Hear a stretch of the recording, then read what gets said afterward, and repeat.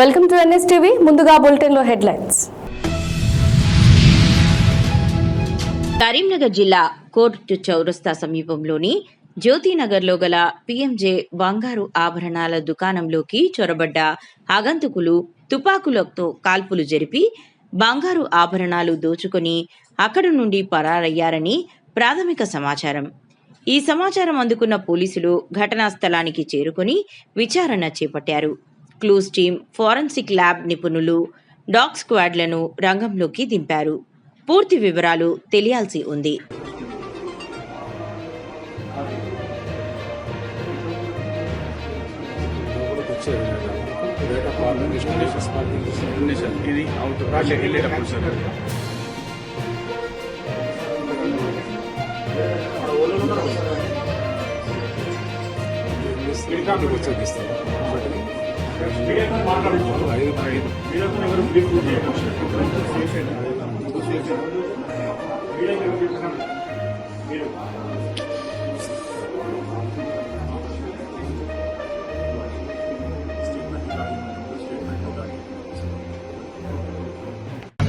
Chain చూపెట్టమన్నాక తర్వాత నలుగురు వచ్చారు. చైన్ కావాలన్నారు.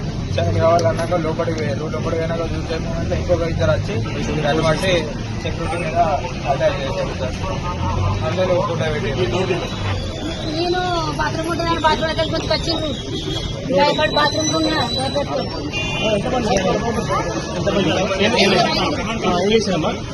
నేను లోపల బాత్రూమ్ ఉన్నా. భయానికి డోర్ పెట్టుకుని మళ్ళీ బాత్రూమ్ వెళ్ళి కొంచెం వచ్చింది.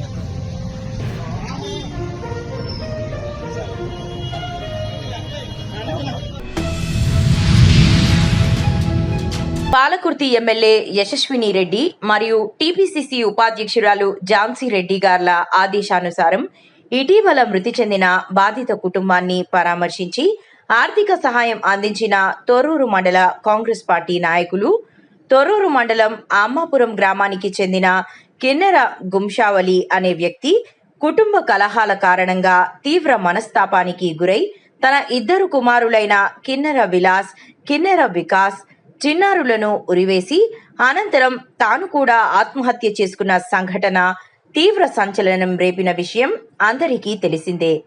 మద్యానికి బానిసై తరచూ భార్యతో గొడవ పడుతూ కన్నబిడ్డలని కడతీర్చి తాను చనిపోవడం దిగ్భ్రాంతికి గురి చేసిందని కొందరు చిన్న వయసులోనే ఇలాంటి మత్తు పానీయం లాంటి అసాంఘిక కార్యక్రమాలకు అలవాటై తొందరపాటు నిర్ణయాలు తీసుకుని కుటుంబాలను ఆగం చేసుకుంటున్నారని ఆవేదన వ్యక్తం చేశారు.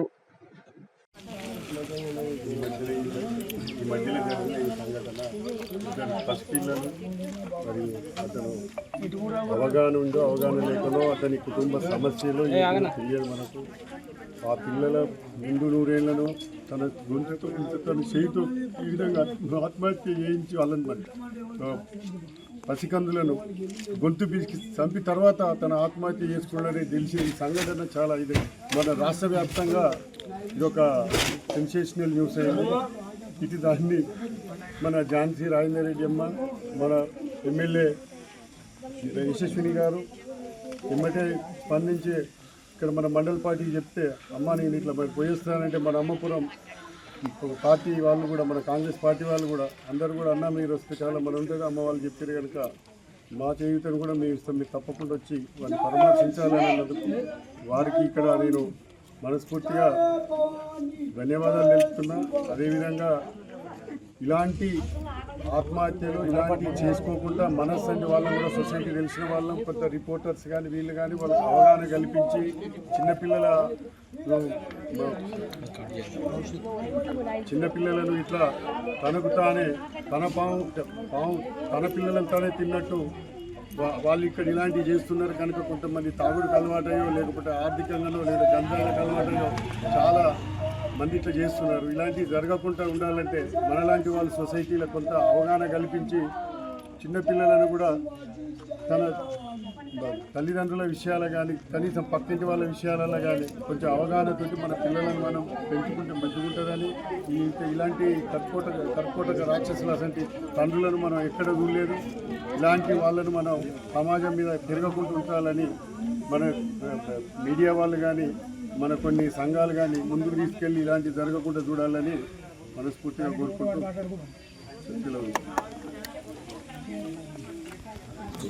ఉగ్రజంగాల కమ్యూనిటీ చెందిన పక్కనే విషాదకరమైన పరిస్థితుల్లో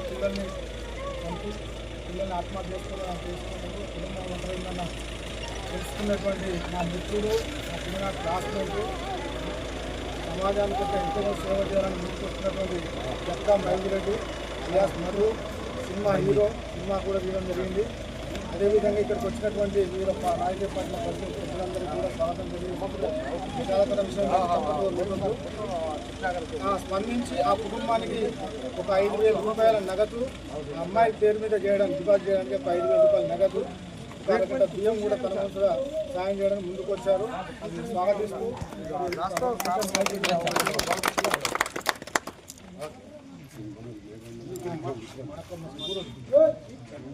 ఇప్పుడు గ్రామ పార్టీ అధ్యక్షుడు గ్రామ కాంగ్రెస్ పార్టీ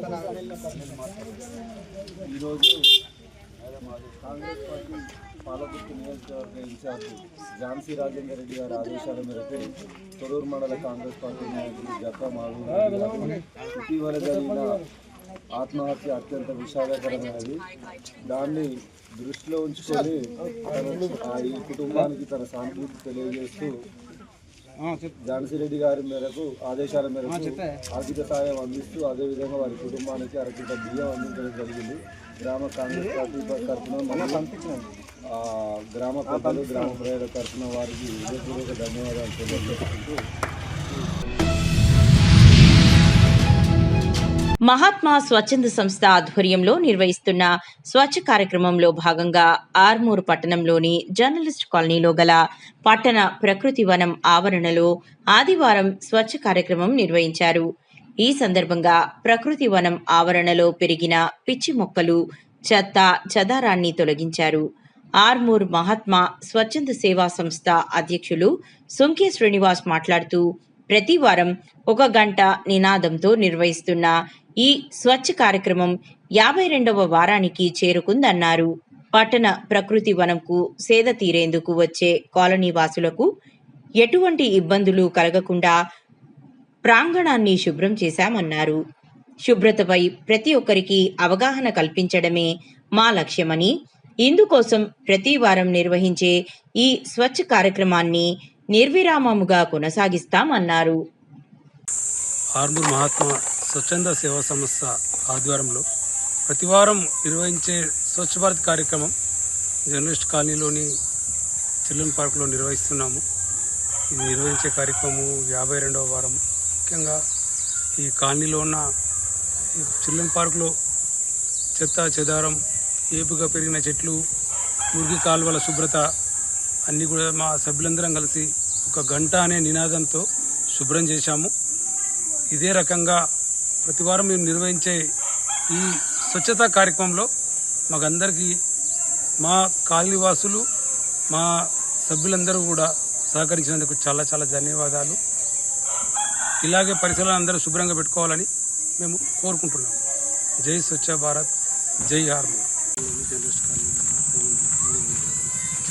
స్వచ్ఛంద సంస్థ తరఫున ఆర్మూర్ పట్టణంలోని జర్నలిస్ట్ కాలనీలోని 7వ నెంబర్ వీధిలో గల చిల్డ్రన్స్ పార్క్లో ఈరోజు స్వచ్ఛ భారత్ నిర్వహించడం జరిగింది. ఇది విజయవంతంగా 52వ స్వచ్ఛ భారత్ వారం.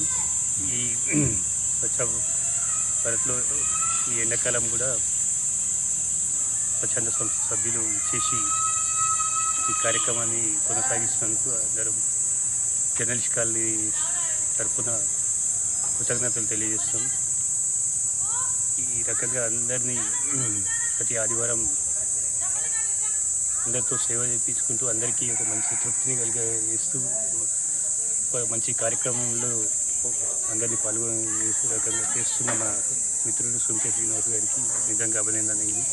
మరి తోటి సభ్యులందరూ కూడా ఇదే రకంగా పాల్గొని మనం ఈ కార్యక్రమాన్ని 100 రోజుల వరకు తీసుకువెళ్ళి విజయవంతం చేయాల్సిందిగా కోరుకుంటున్నాం.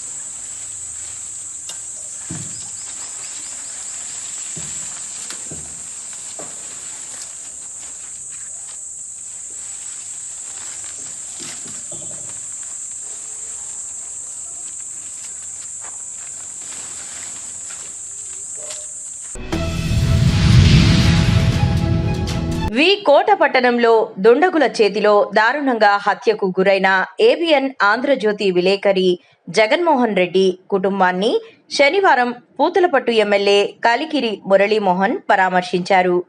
జగన్మోహన్ రెడ్డి నివాసానికి చేరుకున్న ఎమ్మెల్యే ఆయన చిత్రపటానికి పూలమాల వేసి నివాళులర్పించారు. అనంతరం విలపిస్తున్న కుటుంబ సభ్యులను ఓదార్చి వారికి ధైర్యం చెప్పారు.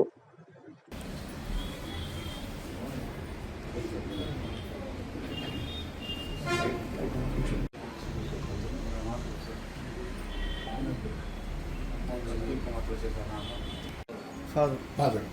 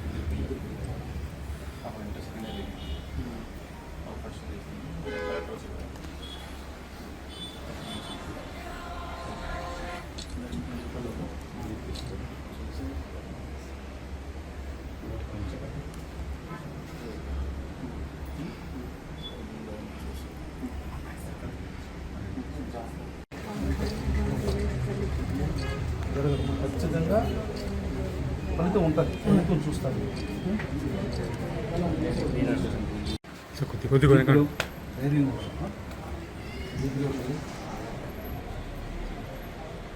నేను ఉంటాను మీకు ఎప్పుడు ఏ అవసరమో నాకు ఏదైనా సపోర్ట్ అవసరం అయినప్పుడు ఖచ్చితంగా మీరు బ్రదర్ ఎట్లా ఉన్నాడో అట్లా మీ బ్రదర్ మంచి అబ్బాయి, చాలా మంచివాడు. మాతో ఒక దగ్గర ఒక 15-20 సంవత్సరాలుగా జర్నీ చేశాం.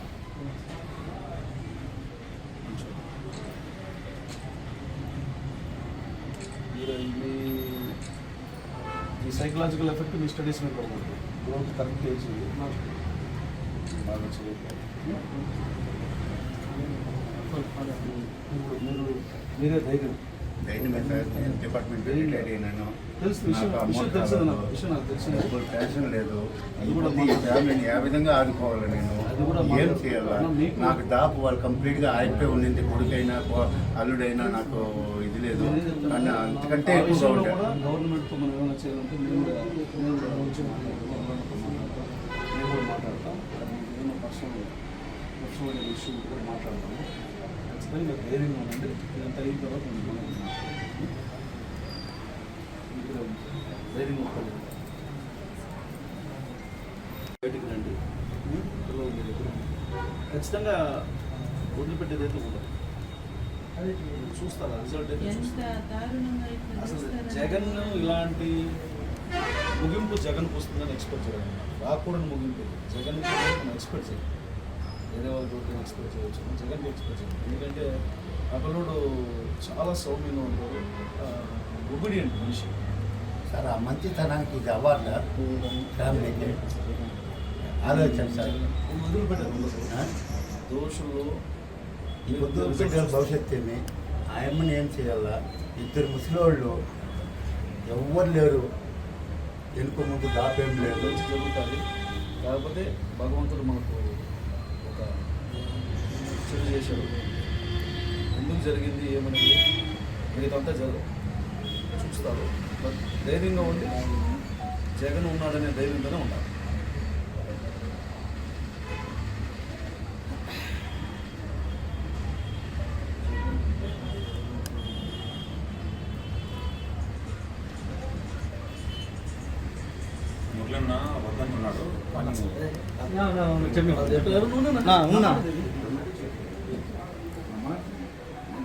ఎక్స్పెక్ట్ చేసిన ఇలాంటి డెత్ని ఎక్స్పెక్ట్ చేయాలి.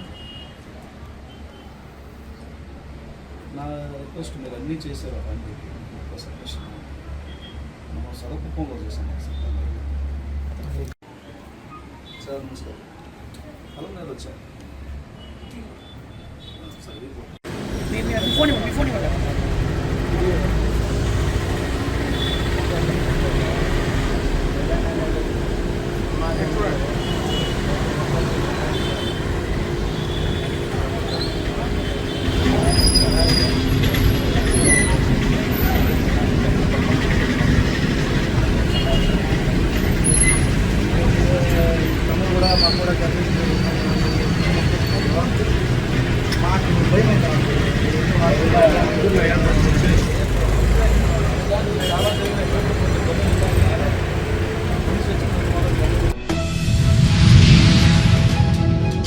నిర్మల్ జిల్లా మైన్సా పట్టణంలోని మున్సిపల్ కోఆప్షన్ ఎన్నిక నిబంధనలకు విరుద్ధంగా జరిగిందని చైర్మన్ దత్తాత్రి ఆరోపించారు.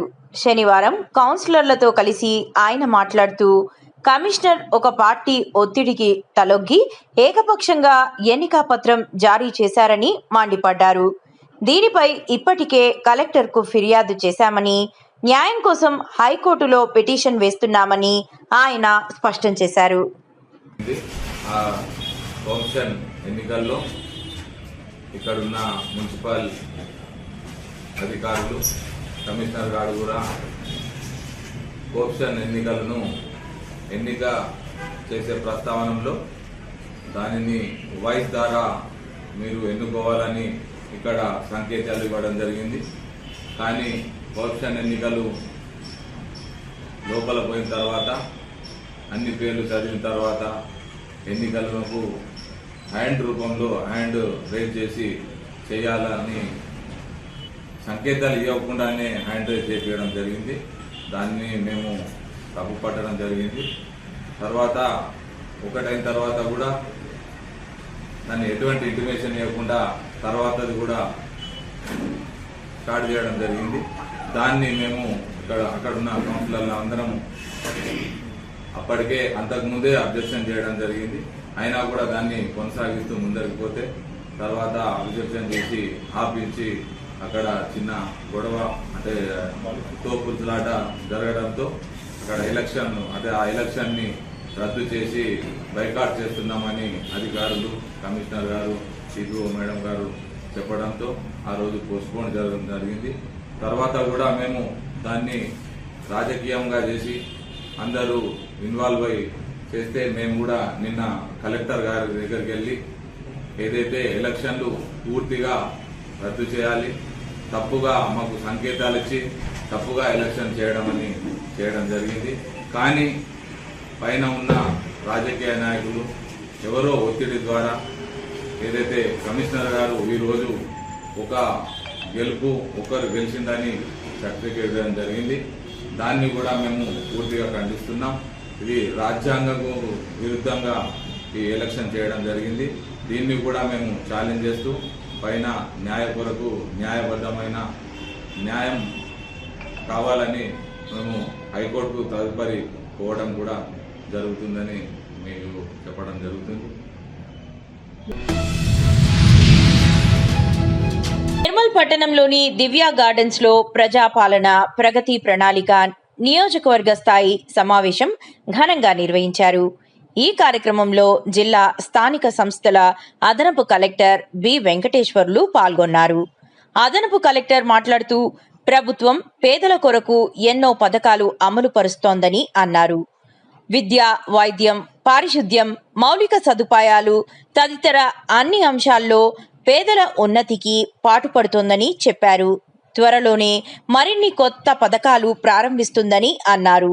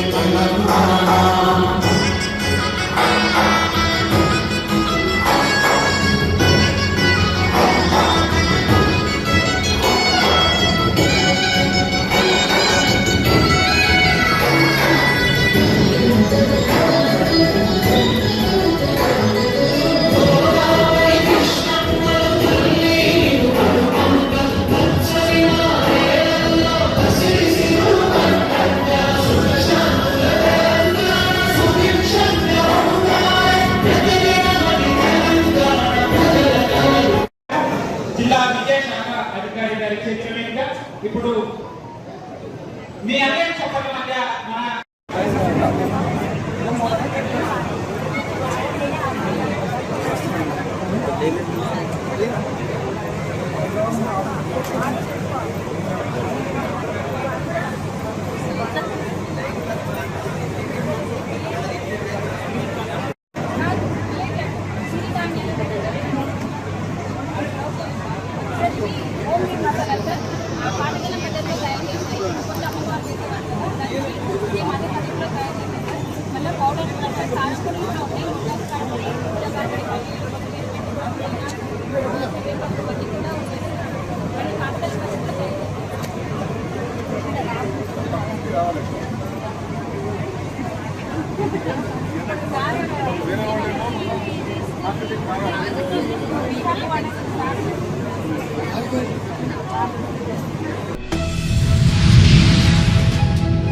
ముఖ్యమంత్రి రేవంత్ రెడ్డి, ప్రధానమంత్రి నరేంద్ర మోదీ ఆశీస్సులతో 2 సంవత్సరాలలో నియోజకవర్గానికి కోట్లాది రూపాయల నిధులు మంజూరు కావడం జరిగిందని ఎమ్మెల్యే పవార్ రామారావు పటేల్ అన్నారు. శనివారం బైన్సాలోని సురలోక గార్డెన్స్ లో నిర్వహించిన ప్రజాపాలన ప్రగతి ప్రణాళిక సమావేశంలో పాల్గొని ఆయన మాట్లాడారు.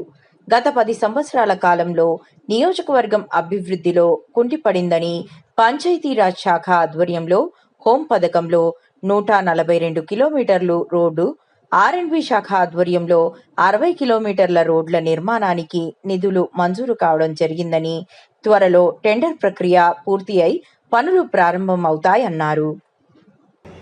మెను అంటే మనకు ఫుడ్ అనేది చాలా క్వాలిటీ పెంచి విద్యార్థులకు ఈ యొక్క ప్రభుత్వం అవకతవకలు కాకుండా ఎవరైతే ఫస్ట్ వస్తారో వారికి ఫస్ట్ ఇచ్చి అందరికీ న్యాయం చేయాలని ఈ సభాముఖంగా మీకు తెలియజేస్తున్నాను.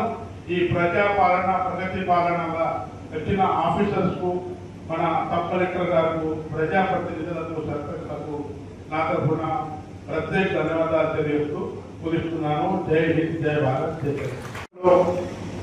ఉత్తర దక్షిణ భారతదేశంలో ఒకటే చదువుల తల్లి జ్ఞాన సరస్వతి మహాభారతంలో దానికి ఎన్నో సార్ల అసెంబ్లీలో మాట్లాడని, గౌరవ ముఖ్యమంత్రి గారిని రిక్వెస్ట్ చేసి, ఎండోమెంట్ మినిస్టర్ గారికి రిక్వెస్ట్ చేసి ఈరోజు 372 కోట్లతో జీవో ఇష్యూ చేసి 225 కోట్లు తక్షణమే ఫైనాన్స్ క్లియర్ చేసి మొన్న గౌరవ ముఖ్యమంత్రి చేస్తున్న పాసర్ టెంపుల్ కూడా డెవలప్ చేస్తున్నాము.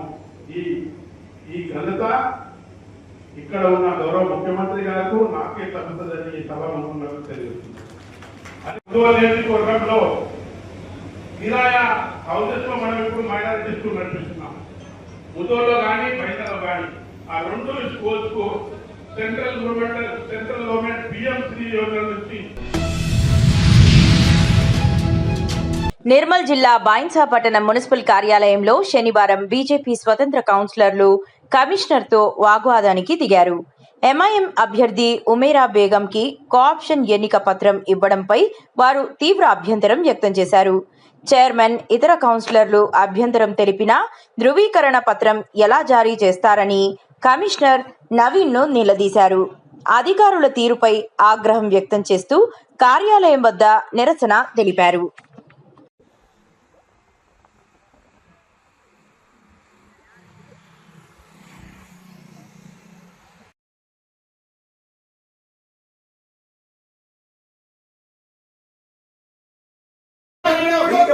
ఎందుకు మాకు వాయిస్ అవుట్ అన్నారు? మీరు వాడి వాయిస్ ఎందుకు